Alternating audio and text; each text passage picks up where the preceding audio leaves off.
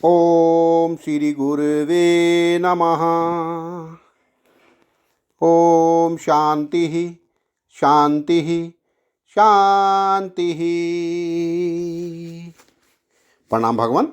भगवान योग वासिष्ठ महारामायण से निर्वाण प्रकरण उत्तरार्ध और सर्ग नंबर 5 से 6 लेते हैं भगवान, जिसमें शीर्षक है उपदेश के अधिकारी का निरूपण करते हुए वशिष्ठ जी के द्वारा भूषुंड और विद्याधर के संवाद का उल्लेख। विद्याधर का इंद्रियों की विषय प्राणता के कारण प्राप्त हुए दुखों का वर्णन करके उनसे अपने उद्धार के लिए प्रार्थना करना। श्री वशिष्ठ जी कहते हैं, रघुनंदन, जैसे स्वच्छ निर्मल वस्तु पर तेल की एक बूंद भी पड़ जाए तो अपना प्रभाव डाल देती है, उसी प्रकार शुद्ध चित्त वाले पुरुष को दिया हुआ थोड़ा सा भी उपदेश उस पर अपना प्रभाव डाल देता है। परंतु जिनका चित्त अहम भाव के कारण बढ़ा हुआ है, उन्हें दिया हुआ उपदेश उसी तरह लागू नहीं होता जैसे दर्पण में मोती नहीं घुस सकता। इस विषय में विद्वान लोग इस प्राचीन इतिहास का उदाहरण दिया करते हैं, जिसे बहुत दिन पहले सुमेरु पर्वत के शिखर पर भुसुंड जी ने मुझसे कहा था। प्राचीन काल की बात है। सुमेरु पर्वत के शिखर की एक एकांत गुफा में किसी समय अध्यात्म चर्चा के प्रसंग में मैंने भुसुंड जी से पूछा, भुसुंड जी, यह तो बताइए कौन ऐसा मूढ़ बुद्धि आत्मज्ञान शून्य तथा चिरंजीवी पुरुष है जिसका आपको स्मरण है। प्रिय श्री राम, मेरे इस प्रकार पूछने पर भुसुंड जी ने यह उत्तर दिया। भुसुंड जी बोले, महर्षि, पूर्व काल में लोकांतर पर्वत की चोटी पर एक विद्याधर रहता था। उसकी इंद्रियां उसके वश में नहीं थी, इसके कारण उसे बड़ा खेद था, अतः वह सूख सा गया था। यद्यपि उसे आत्म तत्व का ज्ञान नहीं था, तथापि वह श्रेष्ठ और विचारशील था। उसने अनेक प्रकार से तप किए थे, यम और नियमों का पालन किया था, इससे उसकी आयु कभी क्षीण नहीं होती थी, इसलिए वह पहले 4 कल्पों तक जीवित रहा। तदंतर चौथे कल्प के अंत में उचित कारण सामग्री जुट जाने अर्थात चिरकाल से अभ्यस्त तप और नियम आदि का प्रभाव पड़ने से उसके भीतर विवेक का उदय हुआ। उसने सोचा, बारंबार जन्म, बारंबार मरण और बारंबार वृद्धावस्था की प्राप्ति न हो, इसका क्या उपाय है। अब तक संसार बंधन से मुक्त न होने के कारण मुझे लज्जा होती है, अतः ऐसी कौन सी एक वस्तु है जो सदा निर्विकार भाव से स्थित रहती है। यूँ सोचकर 5 प्राण, 10 इंद्रियां, मन, बुद्धि तथा स्थूल शरीर, इन 18 अवयवों से युक्त अपनी पुरी को चिरकाल तक धारण करने से विरक्त चित्त होकर वह विद्याधर कुछ पूछने के लिए मेरे पास आया। अब उसे संसार में कोई रस नहीं मिल रहा था। मेरे समीप आकर उसने बड़े आदर के साथ मुझे नमस्कार किया। तब मैंने भी उसका आतिथ्य सत्कार किया। तत्पश्चात अवसर पाकर उसने यह उत्तम बात कही। विद्याधर ने कहा, भुसुंड जी, जो परम उदार, दुखहीन, क्षय और वृद्ध से वर्जित तथा आदि और अंत से रहित है, उस पावन पद का आप मुझे शीघ्र उपदेश दीजिए। महर्षि, इतने समय तक मैं जड़ स्वरूप बनकर मोहों की प्रगाढ़ निद्रा में सोया हुआ था। अब तीव्र वैराग्य के कारण अंतःकरण शुद्ध हो जाने से मैं जाग उठा हूँ।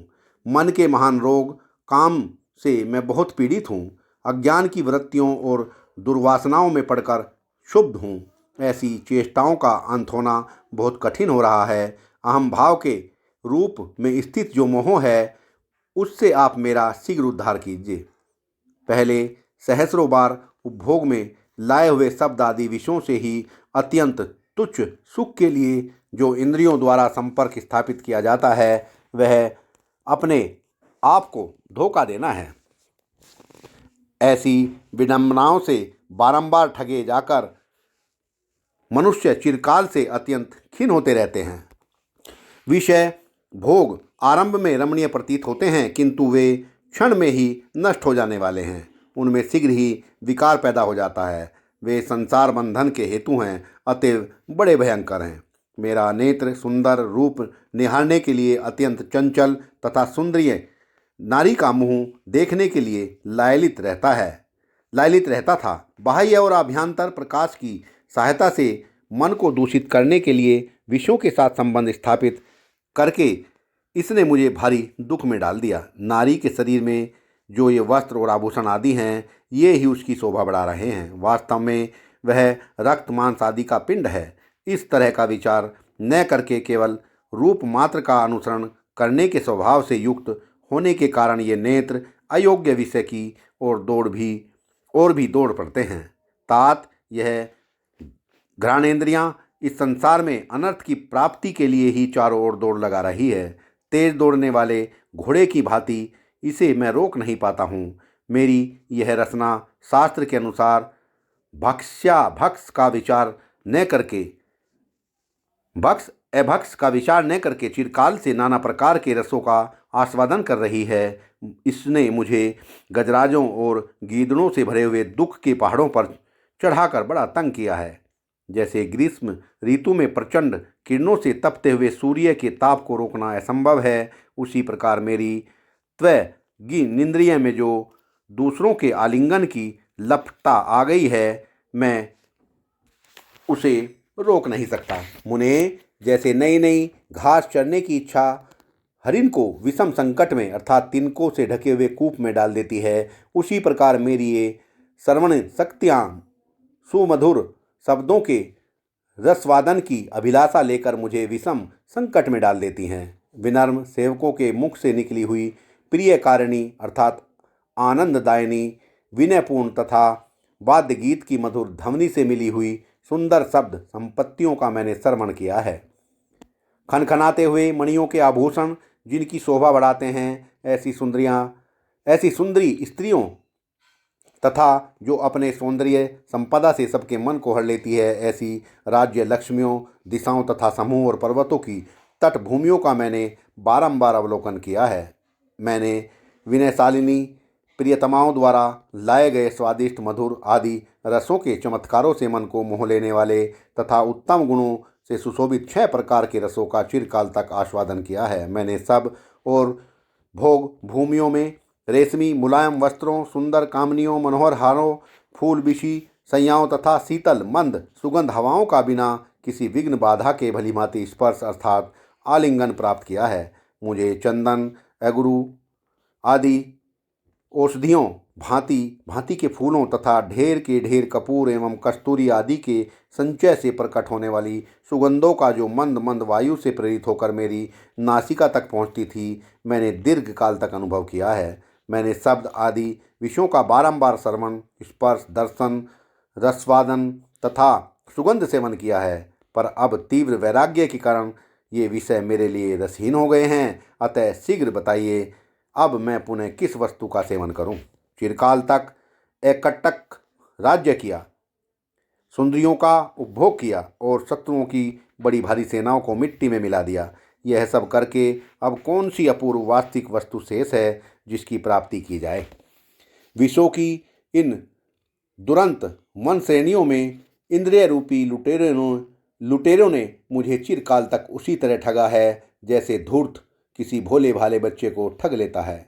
मत वाले हाथी ऐरावत के कुंभस्थल को विदीर्ण कर देना सरल है, परंतु कुमार्ग में प्रवृत्त हुई अपनी इन इंद्रियों को रोकना सरल नहीं है। जो लोग जितेंद्रिय तथा महान सत्तत्व गुण से संपन्न हैं, वे ही इस भूतल पर मनुष्य कहे जाने योग्य हैं। इनके अतिरिक्त शेष मानवों को तो मैं मांस की बनी हुई चलती फिरती मशीनें समझता हूँ। भोगों की आशा का परित्याग कर देने के सिवा दूसरे कोई ऐसे साधन नहीं हैं जो इंद्रिय रूपी महान रोगों की शांति कर सके। इनकी शांति के लिए न तो औषधियाँ, न तीर्थ और न मंत्र ही लाभकारी सिद्ध होते हैं।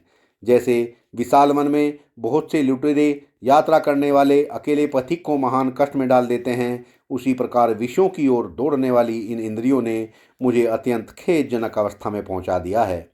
गहरे गड्ढे और इंद्रियां एक सी ही हैं, दोनों ही प्राणियों को नीचे गिराने में अत्यंत कुशल हैं। उनमें दोष रूपी विषधर सर्प वास करते हैं तथा इनमें विषय रूपी लाखों रूखे कांटे होते हैं। राक्षस और अपनी इंद्रियों दोनों एक से स्वभाव वाले हैं, दोनों ही पालन पोषण में तत्पर, अनार्य, दुस्साहसी तथा अंधकार में विहार करने वाले होते हैं। जीन, बांस आदि की लकड़ियाँ और इंद्रियां भीतर से खोखली, निस्सार, टेढ़ी गांठ वाली तथा एकमात्र जलाने के ही योग्य होती हैं।